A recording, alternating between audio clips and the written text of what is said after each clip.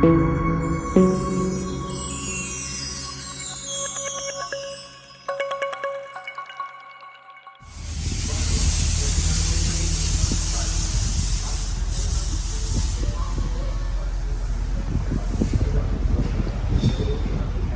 up, everybody? It's me, Brandon Green, Goldelementautoworks. I'm back. Welcome back to the channel. And what do we have here today? We have here the 2003 Mercedes SL55. And I have a jack right here and the necessary tools to remove my wheels. Why am I removing my wheels? These are 20-inch, 10.5 all the way around Nishi. These have the chrome lip and the silver spokes. Split style spoke, and I do like these. I do like the depth of them. They give it a nice look when you look at it from a certain angle. I like to see that chrome lip, right, from the front and from the back. It has a nice setup, a nice look, a nice wide stance, which is what I always do on my SLs. I don't like the wheels tucked up underneath. That's the factory look. And there's nothing wrong with that. But for me personally, I like it to sit lower and I like it to sit wide. It gives it better handling. Of course, I offset the tires, like I give it a staggered tire setup, even though the wheels are not staggered. Most people have like maybe a 9 in the front, 10.5 in the rear. That's a perfect setup for this car. But for me, for whatever reason, I like it wide as possible. Now, you have to be careful going too wide because when you lower the car, especially, the fender can catch the tire. And in my case, I have it so low and so wide that it does catch. And that's why it's rubbed like this. Now, it's not going to compromise the tire or the integrity of the tire. You might say I'm crazy for saying that, but it's the outer edge and there's plenty of contact on the ground. And it doesn't, when I hit a big dip, it will catch. And it will take a little bit of this rubber on the outer edge off. But it's not so low, it's not cutting so deep that it's compromising the integrity of the tire. It's just the edge, The very edge that will also, like I said, naturally wear down over time when the tire wears down. All right, cool. So great contact with the ground still. Tire size, I have a 255/35 in the front. And I always do a 285. Can I see it? Was a 285/30 in the rear. Is that right? 285/30 in the rear. Now I am going to swap these out. That's why I'm doing all this. I'm about to swap these out. Why am I swapping them out? Well, because I have another set of tires and wheels that I'm installing.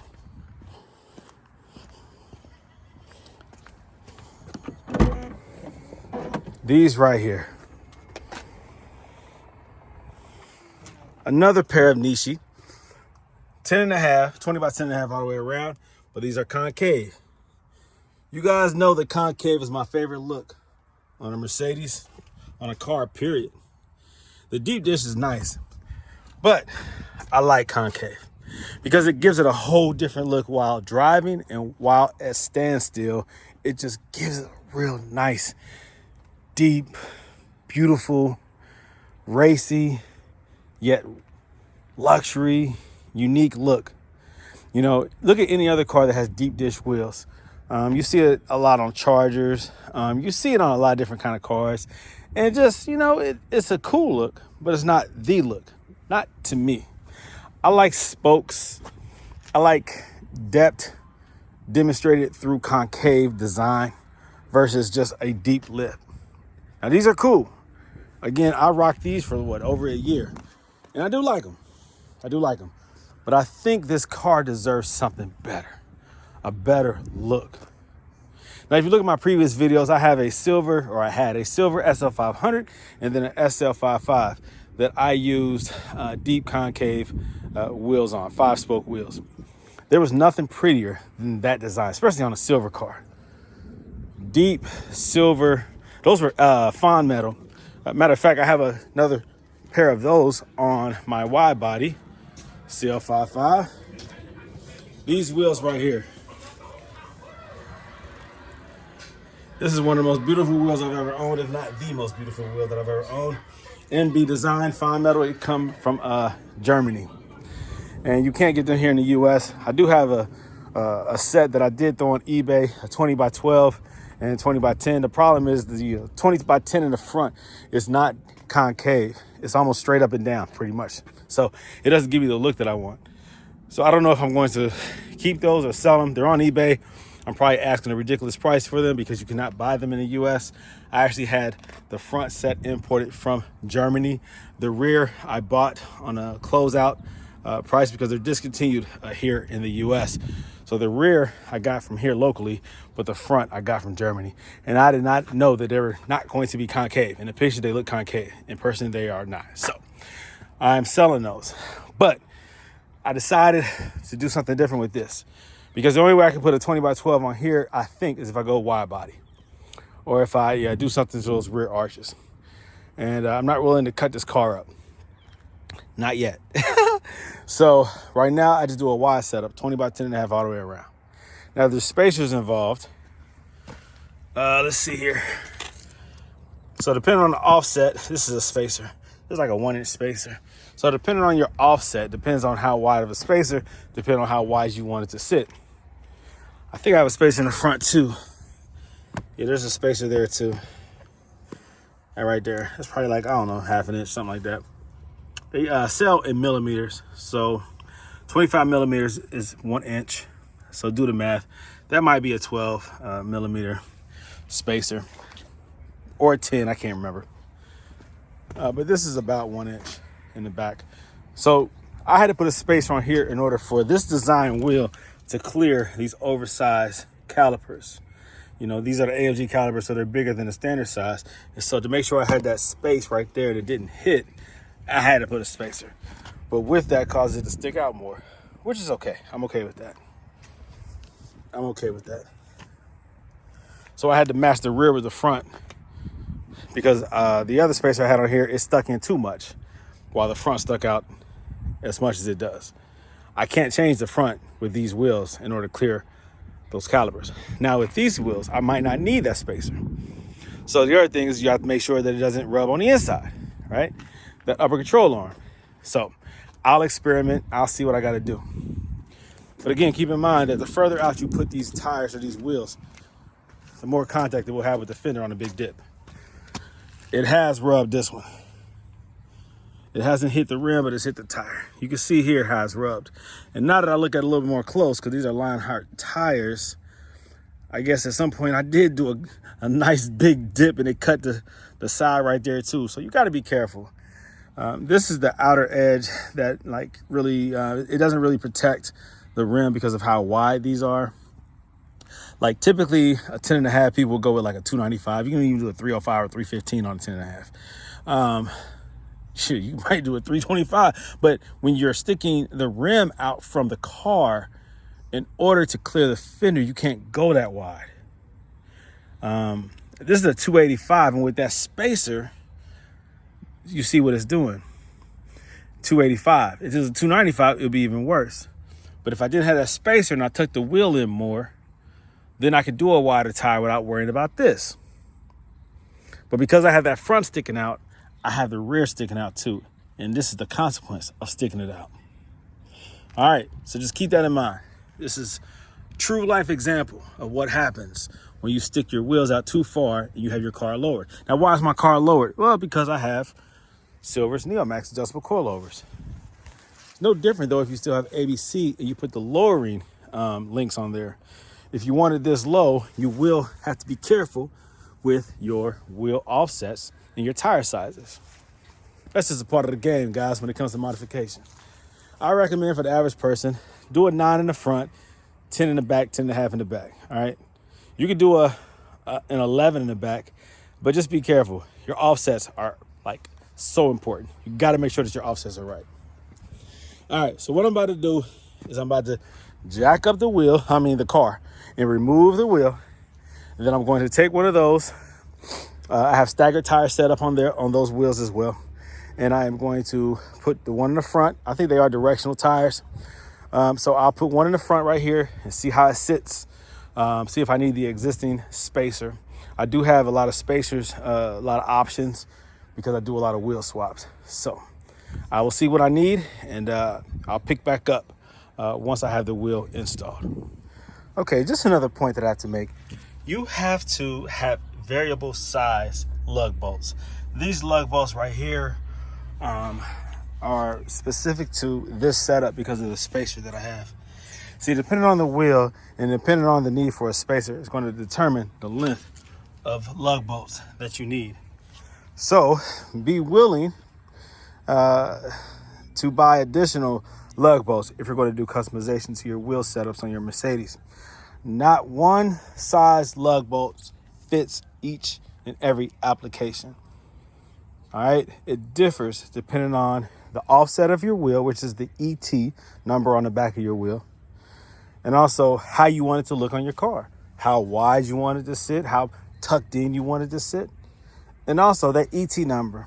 Like if it says ET30, that's a ET30 would indicate that it is tucked in more. Like the higher that number go, how should I say it? All right, let me rephrase that. So the higher the number, the more positive, the more it tucks in. The more negative the number is, the more it sticks out from the hub. All right, there you go. So a lower number like a ET10, it sticks out further away from the hub or from the center of the car towards the outer. A ET70, which is crazy, it tucks in ridiculously. Like I know on Corvettes from the 90s and 2000s, they have a much higher ET number in the rear, which means they tuck in more. There's more clearance towards the center of the car in the wheel well than it is outward. So it's important. So if you see a negative number, it really sticks out far. Like on big old pickup trucks, they'll have like a -30. That means that wheel is going to stick out crazy. All right. If you have a positive number, it tucks in more. If you guys can make sense of what I'm saying, all right, you get it. Mercedes typically has like a ET like 42, ET 38.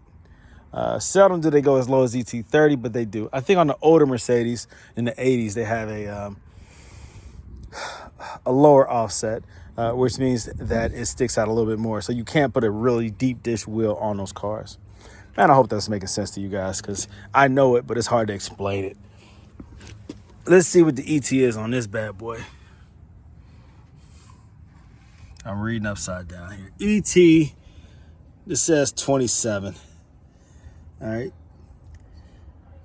So I know that Mercedes, like I said in the front, their ETs are typically no lower than like 38. So at 27 already is telling me that it's going to stick out. Plus, this is a wider wheel. Mercedes usually puts an 8.5 inch wide, 8 inch or 8.5 in the front. This is a 10.5. So already it's going to be wider. It's going to be wider going in, like towards the center of the car, and also wider going outside the car. So 10.5 in the front is crazy.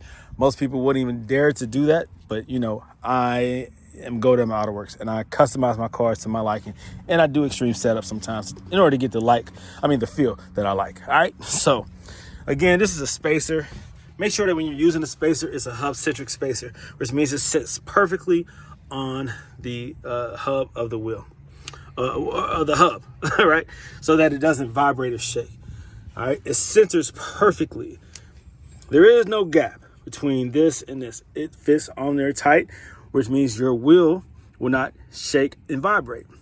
All right, that is essential when using a spacer, really on any vehicle, but especially your Mercedes. Make sure that it is a hub-centric spacer. You can get generic spacers like from AutoZone or Rallies, and they're just kind of like universal. They have like a whole bunch of holes, and they don't sit on here flush or perfectly centered, so they can wobble. And then you have to like really be careful before you tighten the wheel down, make sure it's centered. And there's a trick to that, but it's a lot of work, and it doesn't guarantee the results because at any given time, it can loosen up if those lug bolts are not evenly locked down and they're not evenly tightened. Then that can cause some problems, and you'll get a lot of shaking. And when you get shaking, you get premature wear, you get poor gas mileage, your suspension is compromised in a way. It causes your car. Also, it doesn't feel good, right? But the balancing of your car is off, so it makes things prematurely wear. All right, so that's my advice regarding that. So let's see, each wheel also, with the offset being different, your lug bolt size or length will be different. Not the size, but the length. So all those things have to be taken into consideration when you're talking about doing aftermarket wheels on any car, but especially Mercedes. So an easy way to test the length just with your wheel itself before you install it is to take your lug bolt, stick it in there, and see how much of it sticks out the rear. All right, now that's a lot sticking out. All right, so these might be too long because this spacer, you deduct that width of the spacer from the lug bolt, it's like that. You still have probably about 20 threads, and that might not be too much for the front, but for the rear, that's gonna be too much because you have an e-brake in the back, and it will hit the e-brake assembly, and you'll hear a click, click, click, and then it will break the e-brake, and then you'll be screwed and no e-brake. So you only need so much length. These right here, in my opinion, are probably going to be too long. And being that all of my wheels are the same length. Now, in the rear, I have much longer lug bolts because I have a much thicker spacer. So I can attach these and see what they look like, but I already know that's pretty long. Let me see.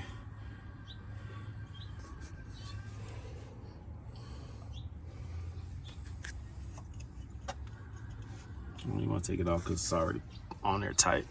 But I could put this on the wheel and then actually get the exact measurement. But that spacer, let's see. That's a lot of thread. It might work, but it's cutting it close. We'll see. I can install them and then spin it and see what happens. See how it feels. You know, see if I hear any clicks or any rubbing. All right, I could probably do that. All right, so I'm running into some issues like I always do whenever I do customization work to these daggone cars, especially when you're trying to fit 20 by 10.5s with a high offset onto these Mercedes. Let's see here. So with a spacer, the wheel sticks out way too far. Without a spacer, it sits like the other wheel set. But the problem without a spacer is this. The center hub, that cap that covers your wheel bearing, that cap is filled with grease. You can bang on it to flatten it, but you don't want to damage the internals. So you can pop that cap off, see how much space you have. Again, it should be filled or packed with grease. So I have seen that before. I have done that before where you take a hammer to this and you flatten it. Of course, you do it with the wheel off so you don't damage the wheel.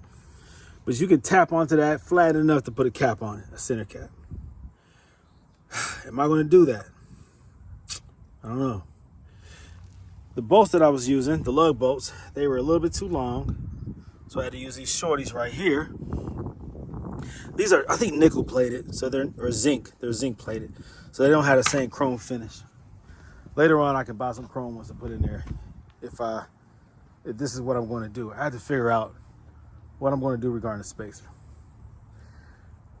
If I have a thinner spacer, maybe that will give me enough clearance. But right now, that thing is like sticking out pretty far. Now in the rear, you see paint. There was some primer I had out. You see this prep stuff right here, paint prep stuff, because you see some sandpaper. Because I had some rust from where the paint had chipped off when it was catching the tire. And I went on ahead and did a little fix for that. Sanded it down past the rust back to the bare metal. Cleaned it up. Hit some primer, high build primer. And then I hit it with some paint. Actually, I use engine enamel paint because it's chemical resistant. All right, so the issue back here, I could not use that super wide spacer that I was using, this one, because the offset on this wheel is, I keep going back and forth between lower and higher. It's a lower number, so it sticks out further. And because of that, that spacer caused it to stick out way too far.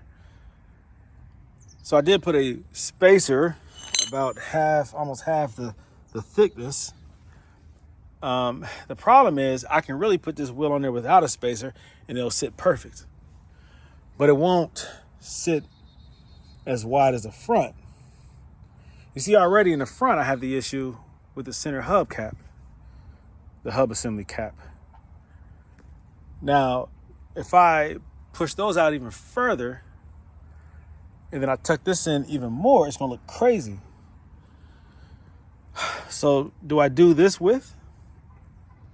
Do I have it sticking out this far? Will this tear up the tire?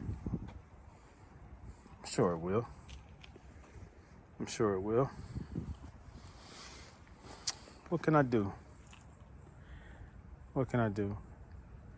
If I stick it out too far, it's going to look very odd. All right, not to be derogatory, but there's some cultures that stick their wheels out very far from the car. And I don't want to do that. I don't want to do that. What should I do?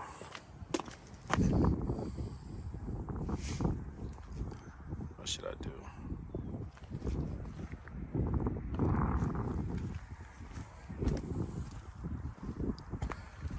What should I do?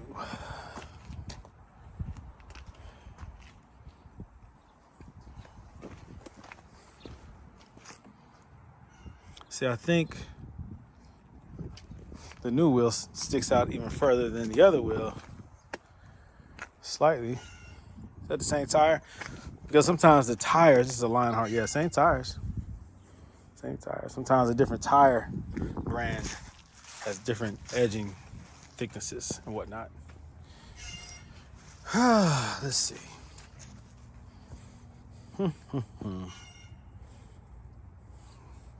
It already sticks out pretty far. Further than this side. Dang. Even the front sticks out further already.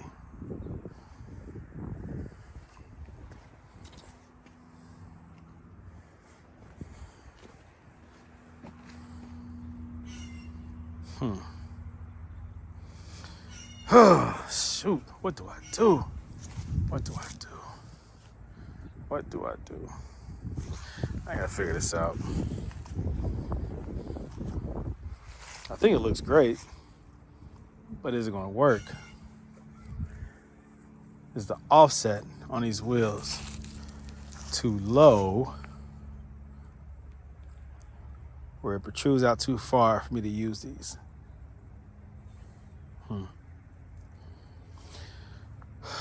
I need a spacer in the front to stick it out far enough to be able to put a center cap on there. The rear, if it sticks out further than the other wheel's already set, then it's going to really tear that tire up. I don't want to tuck the rear so much and then have the front sticking out so far. It's going to look crazy. So these are the kind of problems that you can run into when you do extreme wheel setups like I do. And I got to figure out what I'm going to do. Let me go in the house and get a drink. Not alcohol. I need some coffee. I got to chill for a second. Let me take a break. All right, so this is what I decided to do. I went on ahead and put the wider spacers on here to poke the wheels out. The wheels do stick out away from the body. I did raise the rear up. I adjusted the Silver's Neomax adjustable coilover so that I created a wider gap, more height between the top of the tire and the fender. And I did not loosen the preload when I did it. So I loosened the base from the threaded shaft by loosening up the locking collar. And then I turned the threaded body, increased the length so that it raised the height in the rear. It always caught on the driver's side more than the passenger side.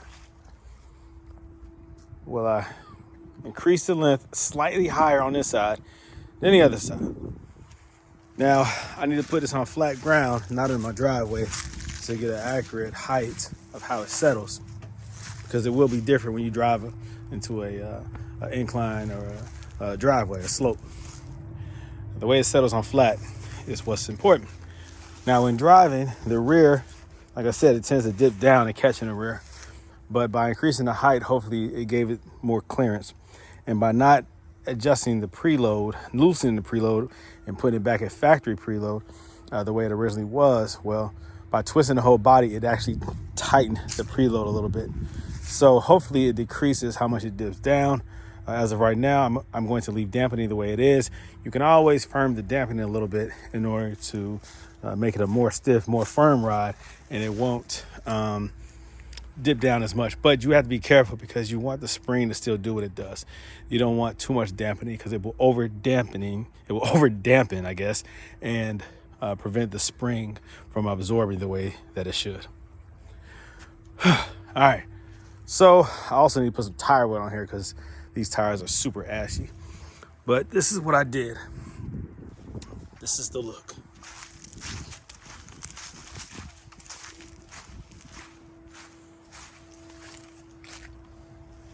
They stick out a little bit. Now, I need a little bit thinner front spacers than what I'm using right now, but I didn't have any that were as thin as I wanted them to be. I didn't really want the front to stick out as much as I do have it sticking out right now.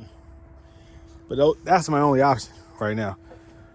That's my only option right now because of that center hub, because I can't put a center cap on there if I don't use a spacer. So I'll probably go with a thinner spacer. Right now, the spacer that I'm using right there, I can probably go with a thinner one. Just enough to clear that center hub cap. And of course, because I did that, I went with the wider rear ones to create the space that I need for it to be even from the front and back.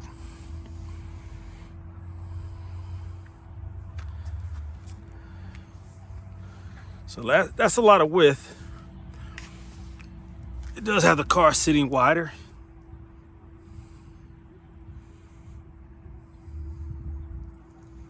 I did take it for a drive already to see how it feels. I didn't drive overly aggressive because I am a little bit scared. I don't want the rear to hit, but I have to do it. I have to try it. I got to push it, see what it does. All right. So what do you guys think? Do you like these wheels?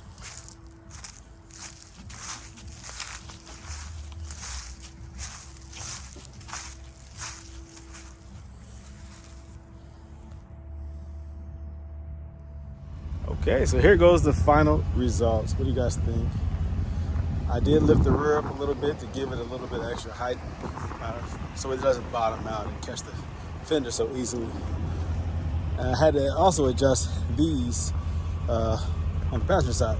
The rear, I had it, I increased the height, but then I realized it was too high. And then the front was too low.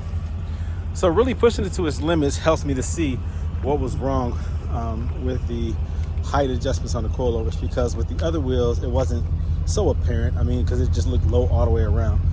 But with these, it really stood out as to what needed to be adjusted. So let's see. So on the rear driver's side, I increased the height. And on the passenger side, I increased the front. And ultimately, I increased the rear a little bit. I had it too high, then I lowered it, but it's still higher than it was when I first installed the wheels. So this is the consequences. What? That's how much the wheels cost.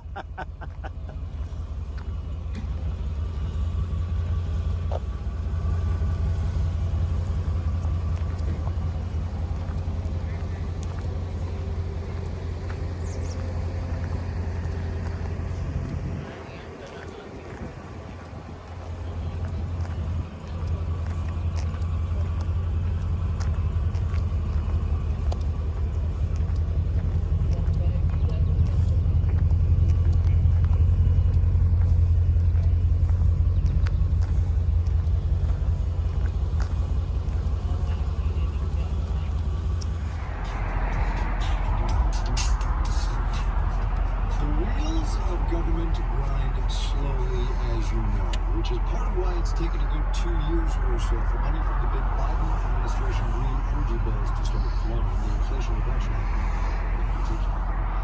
President Trump, though, has called climate change a hoax.